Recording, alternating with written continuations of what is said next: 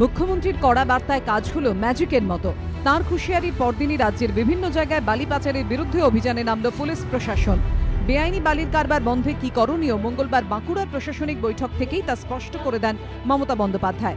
আর বুধবার ভোর থেকে মেজিয়া সহ বাঁকুড়ার বিভিন্ন জায়গায় ময়দানে নামে জেলা পুলিশ। দামোদরের ঘাট ও জাতীয় সড়ক থেকে আটক করা হয় বালি বোঝাই একাধিক ট্রাক্টর, পাকড়াও করা হয় বেশ কয়েকজন চালক ও খালাসিকে।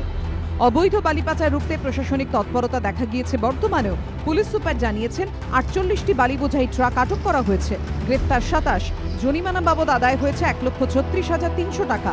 বিভিন্ন থানায় 14টি অভিযোগ দায়ের হয়েছে। এদিন বিডিও নেতৃত্বে লাউদোহা থানার পুলিশ অজয় নদের বিভিন্ন ঘাটে অভিযান চালায়। সঙ্গে ছিলেন ভূমি ও ভূমি রাজস্ব দপ্তরের আধিকারিকরা। মাধাইপুর ও রসিকডাঙ্গা থেকে আটক করা হয় 3টি বালি বোঝাই ট্রাক্টর। 2টি বালির ট্রাক্টর আমরা সিজ করেছি। গাড়ি মুভ করতে দেখে দু একটা বালির ট্রাক্টর পালিয়েছে। কি ভয়ঙ্কর ভাবে অজয়ের পাটটা থেকে মাটি কেটে নেওয়া হচ্ছে। বিশাল ন্যাচারাল ডিজাস্টারের সামনে আমরা রয়েছি। সোমবার এবিপি আনন্দে রাজ্য জুড়ে অবৈধ বালি পাচারের খবর সম্প্রচারিত হয়। পরদিনই এ নিয়ে উদ্বেগ প্রকাশ করেন মুখ্যমন্ত্রী। কঠোর হাতে বালি মাফিয়া মোকাবিলার জন্য নির্দেশ দেন পুলিশ প্রশাসনকে।